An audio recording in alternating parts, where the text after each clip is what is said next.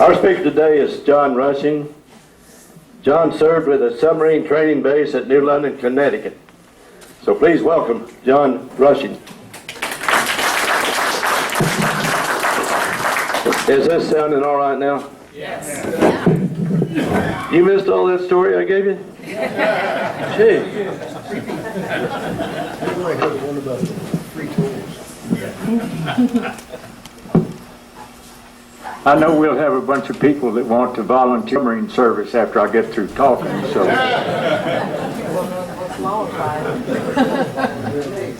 My submarine service was more of a personal trip rather than something for fighting, because when I went in 1950, the only enemy we had was in Korea, and they were a long way off from any submarines. So most of what I did in the service was a personal experience. But I had an awful lot of really nice experiences with it. It was really first-class service as far as I was concerned. Now, I got into it, I guess, by fate more than anything. I was in the University of Houston, and the Army was trying to recruit me, and I thought, well, now, if I have any choice, where would I go? And there was a submarine reserve that was just a short distance from the university, and I went over and talked to them, and the first thing I know, submarine sailor. And they said that I could train there with no problem. They'd pay me to train. And the first thing I know, they started calling people in for active duty. And the first several people that went in, they wanted 2 a month for a while, and they had lots of volunteers. And the first month that they didn't have any volunteers, they called me. So anyway, I went up to New London, Connecticut, and I spent 2 years up there in submarine service and had quite an experience with travel. I was on 2 different submarines while I was in. The first submarine I was on was the Dogfish, and it was a World War II submarine without any of the modern superstructure that was swifter in the water. The second boat I was on was the Atule, and it had the sail on it, which made it a little faster in the water and made it a much more sleek-looking item. The Atule submarine looked pretty much like this. The sail is this large part up here that covers the old conning tower that really slowed them down when they were submerged. There was an awful lot of water action on that old setup. But anyway, they put that sail on there and it helped considerably.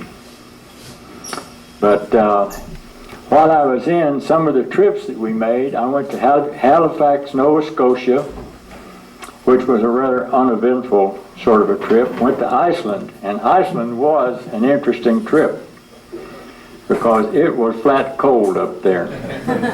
And I got the duty out on watch a couple of nights. The first night, we had old foul weather gear, and it was really cold. That foul weather gear did nothing for us. But they had some new experimental foul weather gear that they gave us. And the second night, it was warm as sitting in front of the fireplace. It was really wonderful. And those were just loaners. They didn't give those to us. And when we got back into the base, and they started calling all of those in, some of the boys had put theirs aside and they didn't want to give them up. And we were told there's no liberty until all those jackets show up. So anyway, they got them all back. But the one experience other than that we had in Iceland, that was the first time I had ever seen the northern lights. They were not in color. They were just white. But I did get those, and I was really struck by the fact that Iceland is of volcanic origin. And it is not compatible with trees. So there are no trees on Iceland unless somebody got a big pot and planted it in there, because the island wouldn't allow you to have those. And the other thing about Iceland was that all of the heat in the buildings in Iceland is generated by steam that comes from the volcanic portion of the island. They have no other heating source up there, or they didn't at that time. So I thought that was very interesting.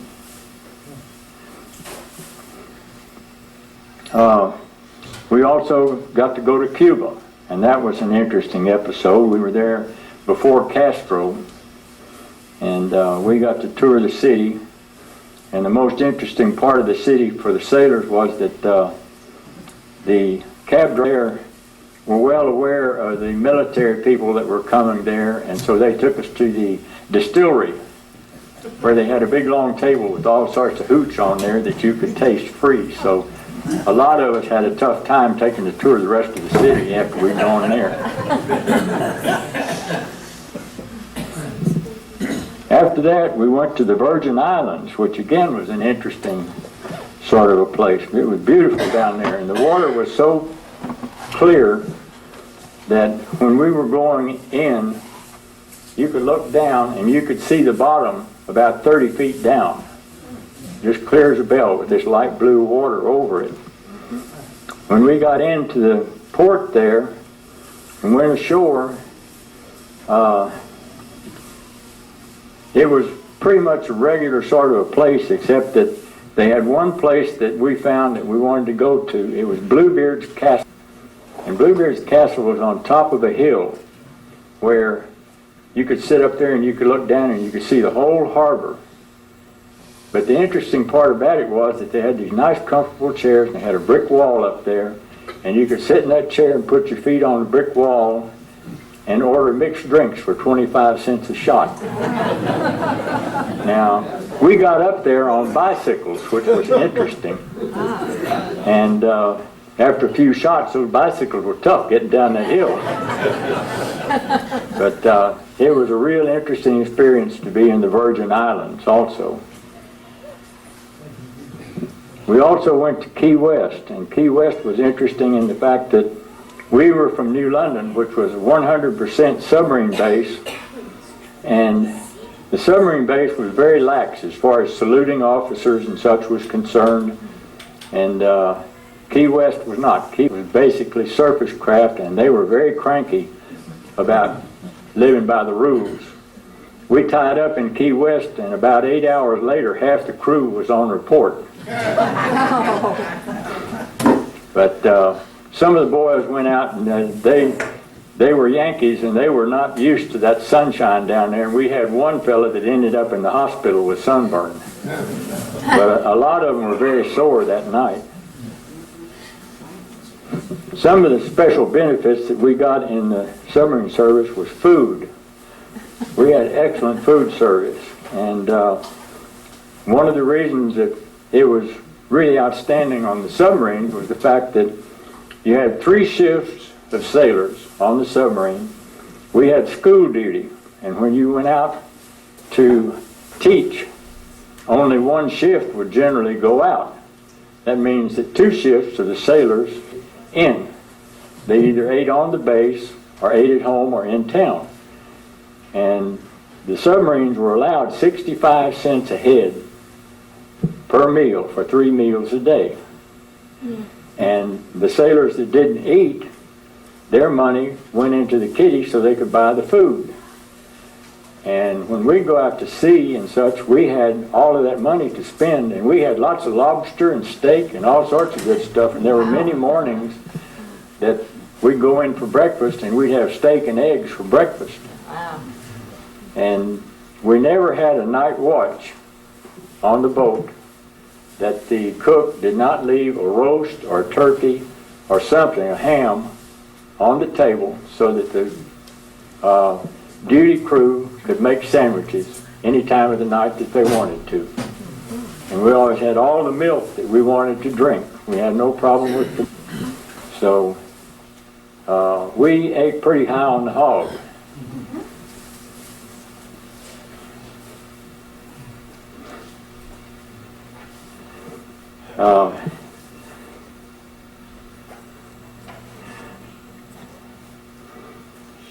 One of the interesting parts of the submarine duty that I was in, as opposed to the earlier submarines, was the fact that we had what was known as a snorkel tube. And the snorkel was a tube that would go up above the surface of the water and would allow you to draw air in to run the diesel engines while you were submerged. And we had 4 1,600 horsepower diesel engines in there sucking air when they were running. So you can imagine how much air was going down through that tube. If a wave came up, spark plug up on the top of that tube, that when the water hit it, it slammed shut. And when that thing slammed shut and those diesel engines started sucking air out of the boat, it turned into a vacuum in a hurry. There were many times that that thing would slam shut. In the engine room, we had an altimeter. And when that thing slammed shut, that altimeter, the 100-foot needle on that altimeter was going so fast you couldn't see it. And one of the things, I was in there dawdling while on duty. I had a pad and pencil, and I had a feeling about the way the snorkel tubes were treating us. And so I dawdled a stitch up here, and this is a sailor with a snorkel tube on each shoulder, and they've got a plumber's friend on his ears, and they're reading it to him, and his eyeballs are vacuum. Good, huh? And I just did that just for a kick. I wasn't trying to do anything other than entertain myself. The base commander happened to come on the boat. He saw it. He thought it was wonderful. So he had me do it in color, and it ended up in his office. Now, I never saw it up there, and I don't know what happened to it in the long run, but I did get a little notoriety out of it. But that was pretty much the way those snorkel tubes made you feel. The bad thing about it was that your ears were constantly trying to cope with it. That thing would slam shut, and your ears would start to cope with the vacuum, and then that thing would open up, and your ears would go the other way. And there were times that if you were in the bunk at night,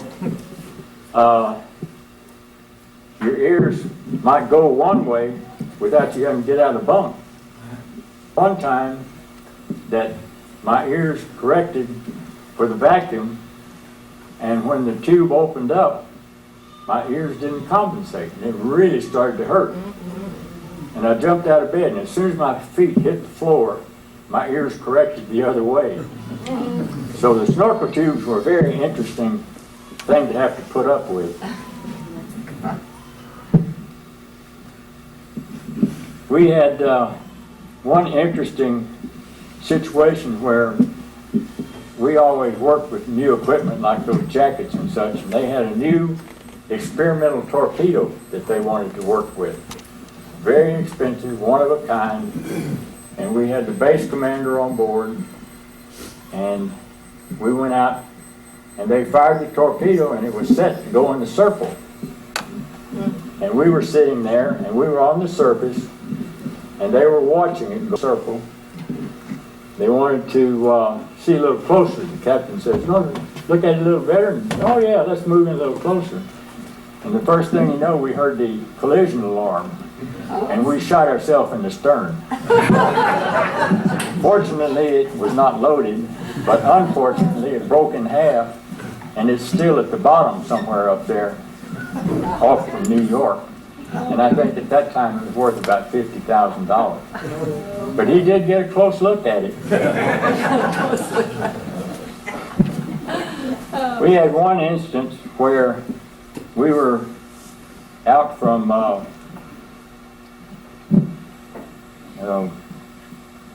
gosh, I'm having a senior moment.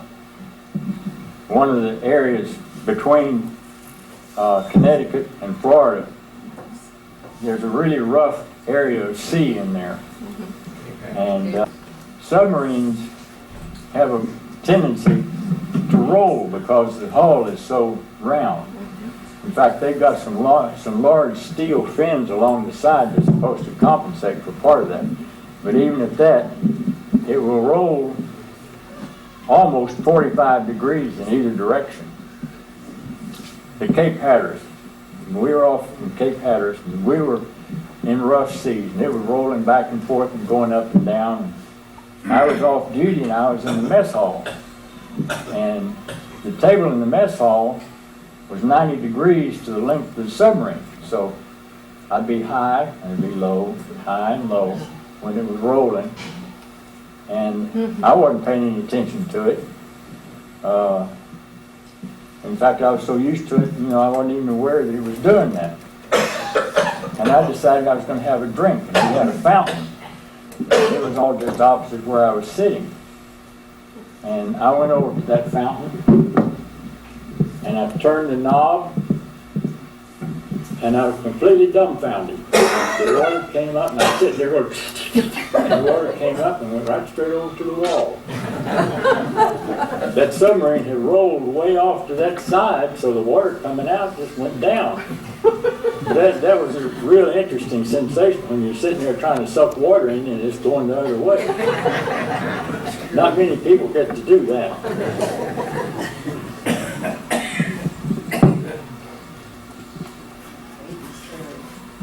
One of the interesting things about the torpedoes too, they wanted us to get used to what it was like if we were out there and somebody was shooting at us with torpedoes. They wanted us to see what it was like. So they had one of the old steam torpedoes, and those torpedoes would really sing when they went. We were out there and they told us, now, you guys just sit tight, they're going to shoot at us, nothing to worry about. Sitting there, and you can hear this thing coming. And it goes past, making this awful noise, and you get the same sensation you get if you were in the freeway, sitting in the middle of the freeway listening to the cars go by, because you couldn't see it. All you could do, you hear it. And I would think if you were in a conflict where they were shooting torpedoes at you, that you could turn completely gray in a very short period of time listening to those things go by. Because it was something else again. And to sort of complete my round with the submarines, when my duty was up and I was being off, they said, wouldn't you like to ship over for another 4 years? And I told them the way I really felt. I wouldn't take $1 million for the experience I had while I was in, but I wouldn't take 2 to go back. And the interesting part about that was that they tried to sell me with the idea that if I went in, that I could get trained in atomic submarines because they were just coming out.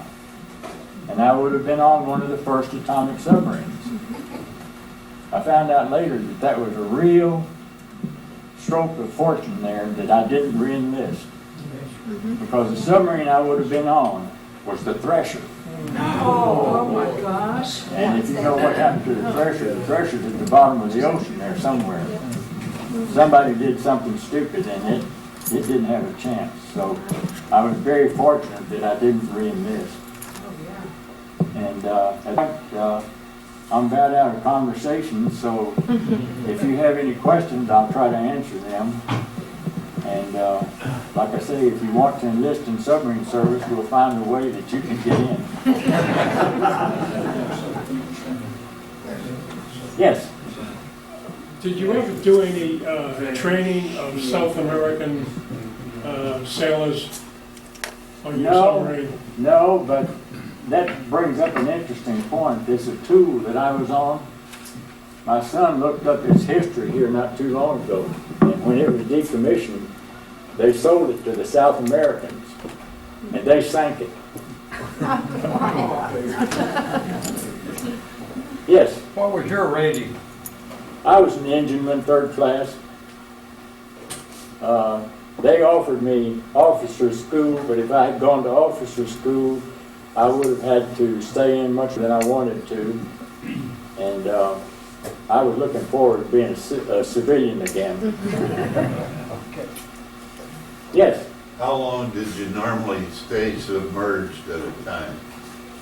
Well, that depended on whether you ran the snorkel or not, but we didn't stay down for extremely long periods of time. We did run one time without the snorkel tube to see how long the air would last, and they had a setup there where they would put out, I think it was carbon, and that would absorb some of the bad things out of the air while we were just rebreathing what was in there. And I think we lasted close to 36 hours, something like that. We knew it was getting bad though, because the sailors that smoked couldn't keep their cigarettes lit.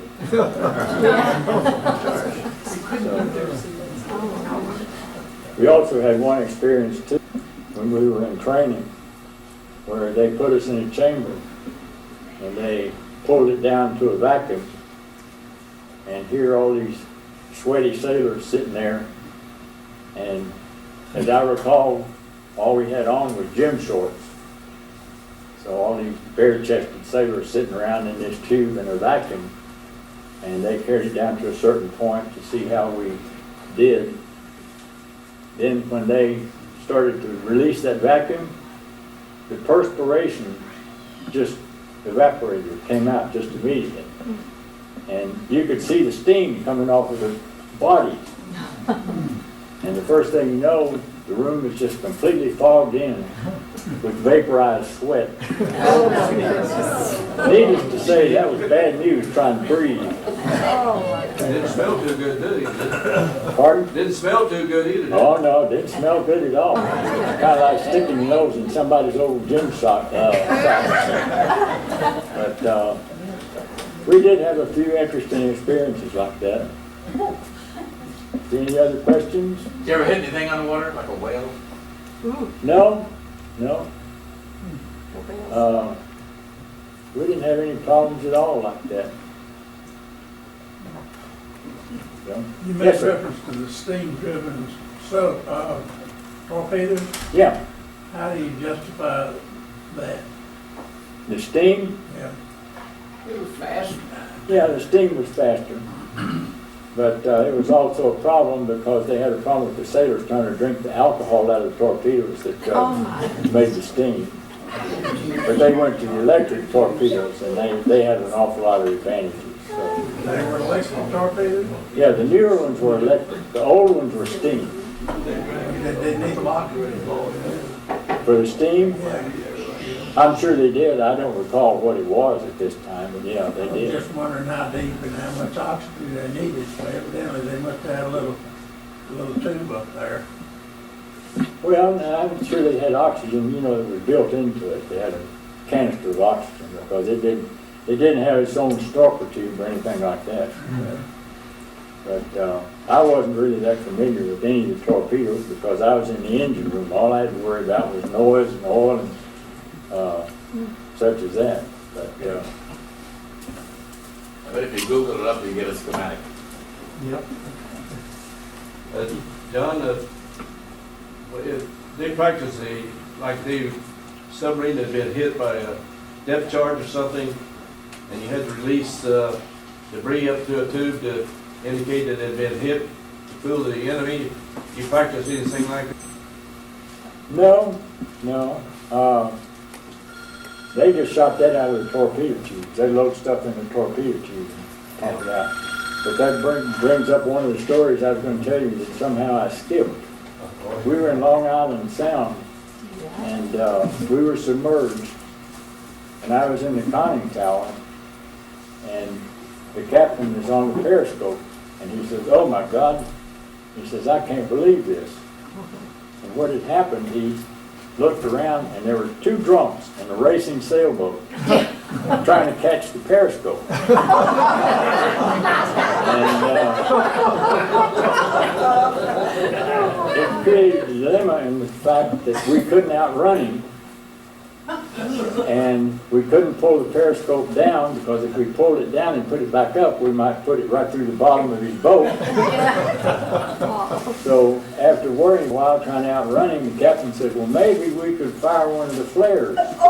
And they had a tube where you could put a flare in it, and they'd fire it, and it would come up to the surface and bob for a minute, then go off. And so, as a last resort, they put one in, and they fired it, and the captain said, "God, I can't believe it." He said, "They're trying to pick it up." Fortunately, it went off and scared him before it created any problem. But it was really interesting few moments while we were trying to get rid of those two drunks in that racing truck. First New York. Yes, Hi, I'm from Long Island, so. But anyway, my grandson was in the submarines, okay, and he was put into and he told me he was in a tiny little cubicle, smaller than a closet, and with all these instruments, and there was a doomsday plan, okay, and he was in charge of that when he was there. And he said, the funny thing, Grandma, I wasn't that great about my behavior in school, and, and had to get out of school with a GED and all that. He says, so it was kind of strange to be put in charge of something like that. Well, what did they do with that? How about when you were in it? How do they figure out who goes into that sort of a place where they might be in a vital position, which is terribly important, and what kind of background do these? I Do never they had any do contact be with 18 anything years like old.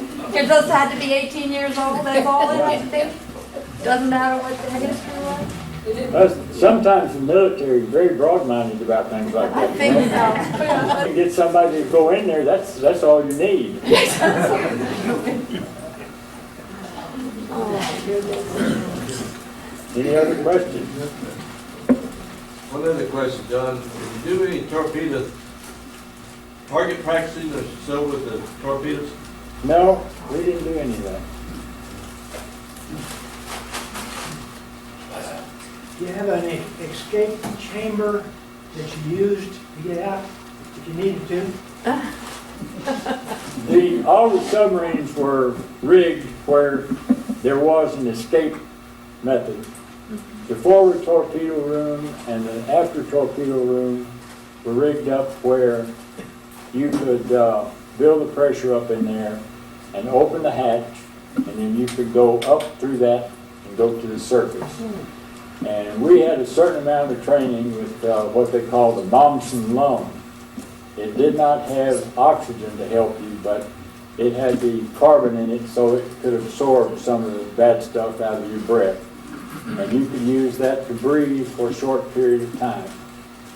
And we were trained in a large tank that they had there, that they put us in this small chamber and bring the pressure up where we could open the hatch into that tank, and it didn't flood the chamber doing that.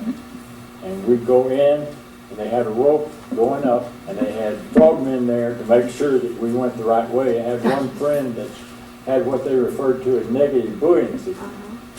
And he went out of the chamber and grabbed that rope, and it dawned on him that he was going that way instead of that way.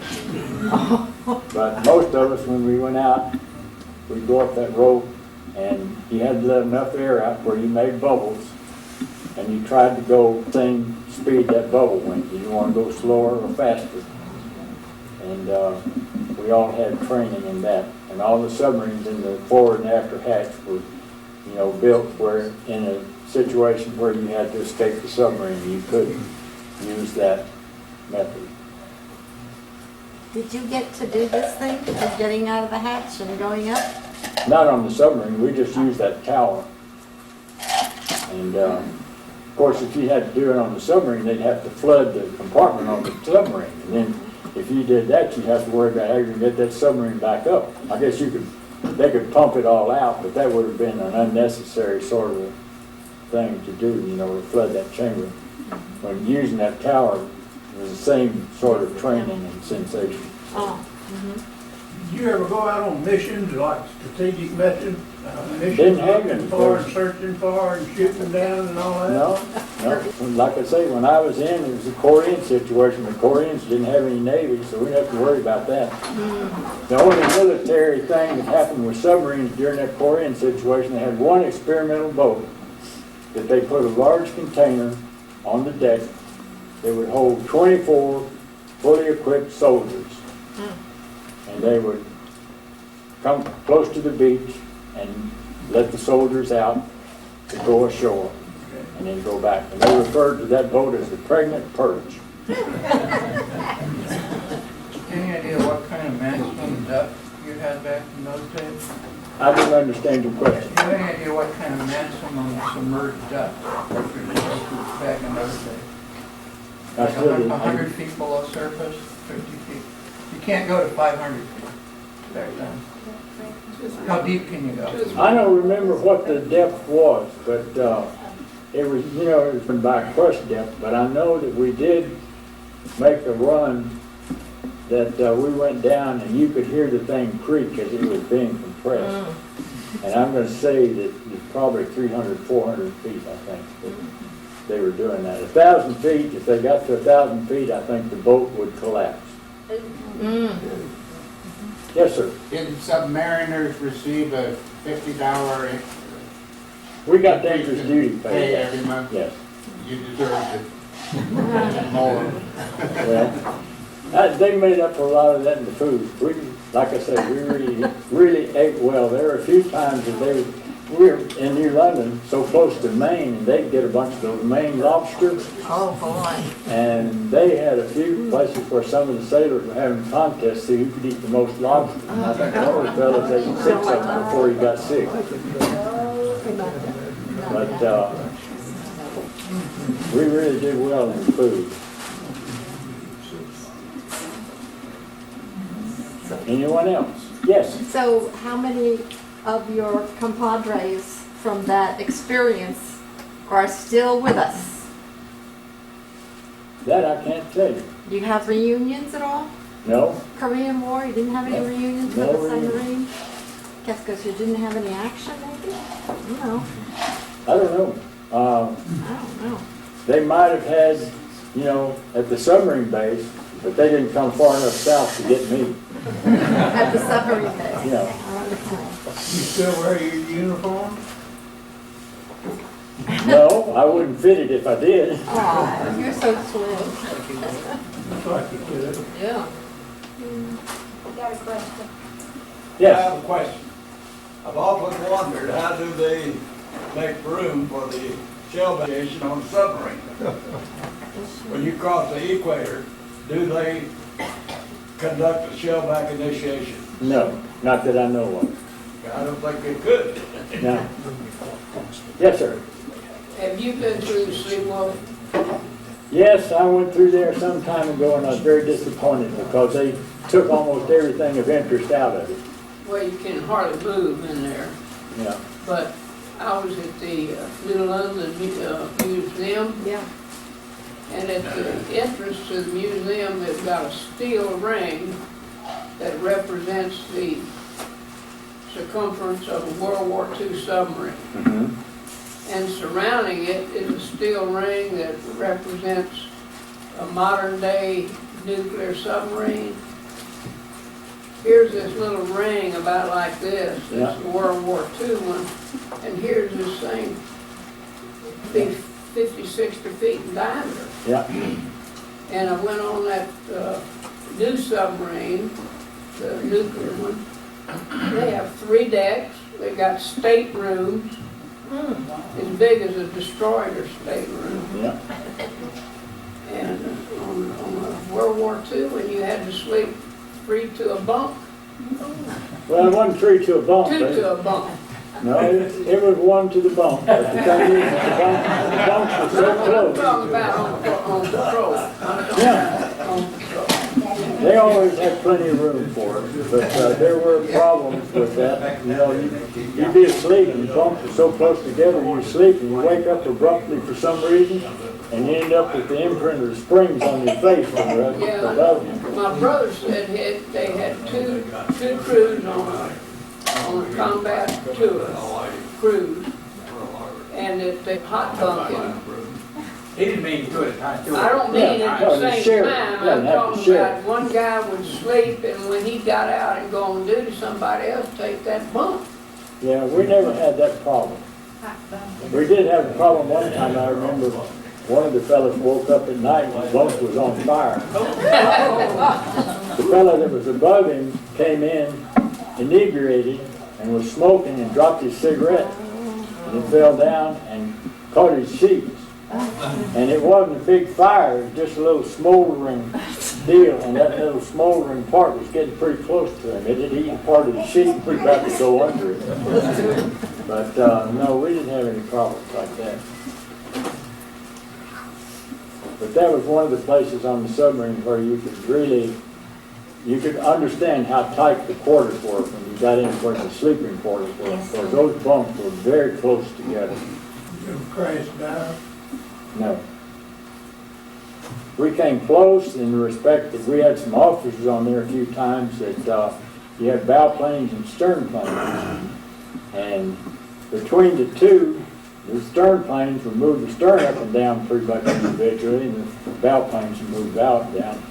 But they had a large wheel in there that would operate these. It was hydraulic transfer, but the wheel would pump the oil to them to change them.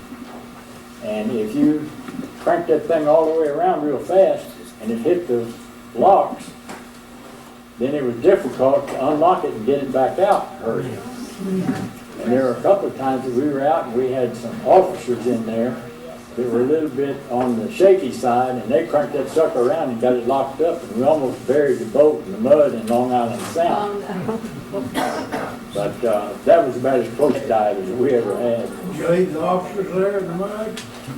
No, but I think a lot of people would have liked to have.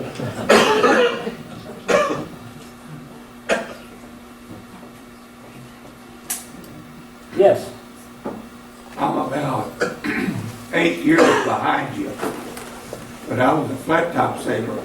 Of course, we had a mail plane, and we'd be deployed to the Mediterranean. Of course, our mail plane would fly the mail in to our whole battle group, which normally would consist of at least one submarine. Yeah. And watching the submarines surface and dive, that was pretty awesome. They would pull up alongside of us, you know, and they'd do the high chair business with the mail, and yeah. Of course we always have to give them ice cream. They say they didn't have capability to make an ice cream, but that's our reward was watching them. You know, when we broke away, yeah, they would go over it, yeah, like a rock. Yeah. That surfacing and submerging was an interesting episode, but I don't recall anything really super unusual that happened to us when we were doing that. Yeah, that was pretty awesome, just an awesome sight. The more awesome part of that I got was watching the movies when they were doing it. They would film, you know, from the periscope, and you get to see everything as it was going down. But we never had that when we were on the boat. Oh, one more thing. When you were deployed to Cuba, did you ever drink any Atule beer? Not that I recall. It's a Cuban beer, and they've got no standards. One day you're drinking iced tea, next day you're drinking 20% alcohol. There's a picture of a one-eyed Indian on the label. They said you see two eyes, you've had too many. Yeah, the only thing I had when I was down there was when we went to the distillery, we got the hard stuff. Okay.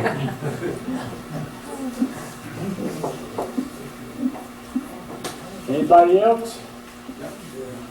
During Yes.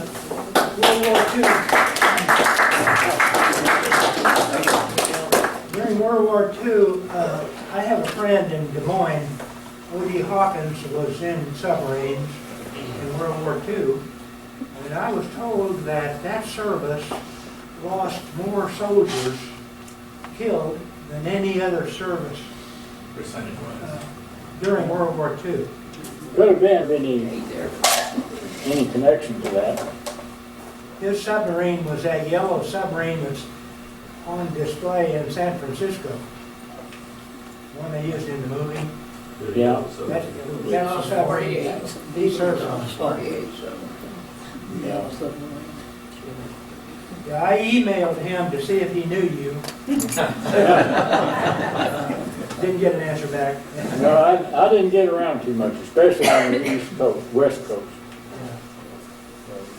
They have a meeting of the submariners They just abandoned the World War II group, but they're still meeting, a few of them, in Iowa.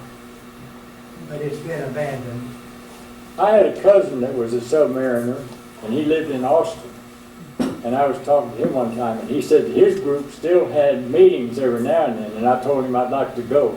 Never heard any more from him, so I don't know if that group still exists or not. Yes, sir. Just an aside, there's a wonderful submarine memorial in San Diego at the old Naval Training Center. They have a monument for each boat that was lost and a description of the mission. It take you all day to go through it, but it's really... Someday I'd like to get out there. Yeah. I went to a reunion of Seawolf veterans. Yeah.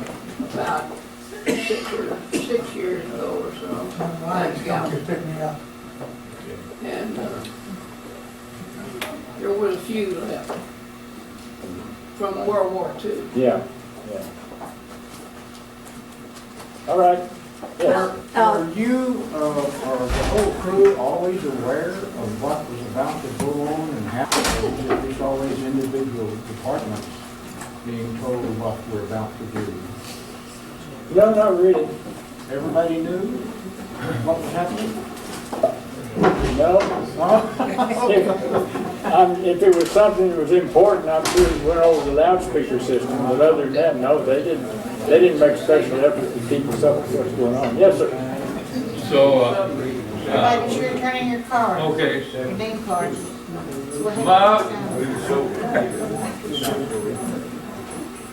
don't know who's talking. But anyway, whatever the question was, I already forgot what it was, but well, I was on a submarine in World War II. And so, what was the question? Everybody know everything? Oh, yeah, okay, well, okay, one of the jobs I had, I was a third-class electrician. So I got to be in the control. I didn't have a thing to do with what was going on, except I transferred information. So the captain would give command, and like rigs for dive or whatever, so I would announce on the earphones as a way that all compartments had earphones. And, you know, that's what we're going to do. Or so they would report back to me, you know, that forward torpedo room, rig for dive. Yeah. After torpedo room, rig for dive. Machine, you know, every compartment. And then I would click them off on a board there, and I'd say, ship is rig for dive, Captain. So I didn't have anything to do with it except just do a messenger, you know.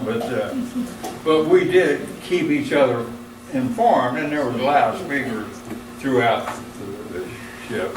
You didn't have the pleasure of working with a snorkel tube, though, did you? I beg your pardon? Didn't have the pleasure of having a snorkel tube when you were on. Well, there were, just at the end of the war, the Germans came out with some new submarines that had them, and then we got them. But I don't think I was ever on one. Interesting thing, I visited the submarine down in Galveston here a couple of weeks or a couple of months ago, whatever. Whenever Thanksgiving was. Yeah. You know, that's 10 months ago. So, yeah, I might give you an indication that it affects your mind a little bit to be on a submarine. But not really. But that was really interesting to visit that submarine and to see how small. It was like going back to your grammar school and how small it was. You thought it was big. But anyway, I want to acknowledge you for your information there. It was all pretty accurate. I think, according to my experience, it was anyway. And somebody asked benefits to submariners, and when I was in anyway, we got 20% for overseas duty and 50% for serving on a submarine. So I don't know what the base pay was, I think it was $66 if I were Something like third that, class someplace. But with all those compounded things, I got $140. Yeah. So when I was in Panama, you know, and drinks for 25 cents, well, $140 went a long time. 140 lasted longer than you did. So anyway, it was fun listening to you, and thanks for your service. All right, thank you.